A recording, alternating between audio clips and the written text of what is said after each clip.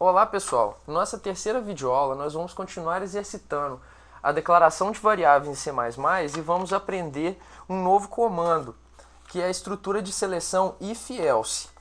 Para estar exercitando esses dois conceitos, nós vamos desenvolver um programa que vai simular o método de avaliação da disciplina de INF100.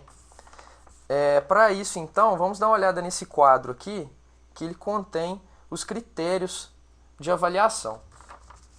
Quando a gente vai avaliar o código enviado por vocês, caso ele não compile, é descontado 2 pontos do aluno, ou seja, ele tira 0. Caso o programa compile, mas possua algum erro lógico, é descontado 1,5 ponto. Se o trabalho não possuir os comentários iniciais, contendo nome, número de matrícula, curso e etc., há uma penalidade de meio ponto. Caso o código não esteja indentado corretamente, também é descontado meio ponto do aluno. Caso ocorra algum erro de expressão, é descontado 1 ponto. E caso aconteça algum erro de outra natureza, não citado anteriormente, é descontado um valor X, que é determinado pelo professor no momento. Então, qual vai ser a lógica desse programa? Inicialmente, a gente parte do pressuposto que o aluno tem 2 pontos. Então, a partir disso, vão sendo feitas perguntas para saber se aconteceu algum erro. Na ocorrência de algum erro, são feitos os descontos relativos a esse erro. O usuário vai poder responder as perguntas com S ou N, para sim ou não, no caso, nas perguntas realizadas, considerando que o S e o N podem ser maiúsculo ou minúsculo. E no caso da última pergunta, quando for requisitado para o usuário a pergunta se aconteceu um erro de outra natureza, caso a resposta seja positiva, terá que ser requisitado para esse usuário também qual valor será descontado mediante a esse erro.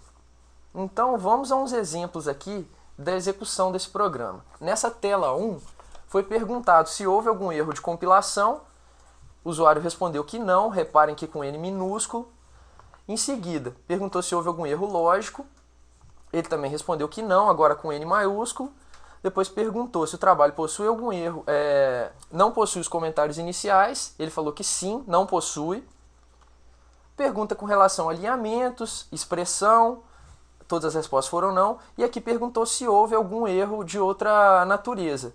O usuário respondeu que sim, então foi solicitado para ele qual a penalidade que vai ser dada a esse erro. Ele entrou aqui com um valor de 0,3 desconto na nota. E a nota final é informada 1,2.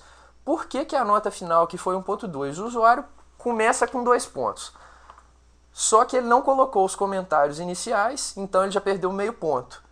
Houve algum erro de outra natureza e a penalidade foi 0,3, então logo uma penalidade total de 0,8, o usuário tirou 1,2. Nessa tela 2 é feito uma outra execução desse programa. Reparem só, principalmente nessa última situação aqui. Quando foi perguntado para o usuário se houve algum erro de outra natureza, ele respondeu que não. Então não foi solicitado para ele nenhum valor de desconto, porque o erro não aconteceu. Reparem, aqui quando respondeu que sim, ele perguntou qual era esse valor. E a tela 3, por final, ele só pergunta se houve erro de compilação, o usuário responde que sim, logo ele já retorna a nota 0. Porque quando acontece algum erro de compilação, a gente não avalia os outros pontos, porque o usuário já perdeu os pontos integralmente. Então no nosso software vai acontecer a mesma coisa.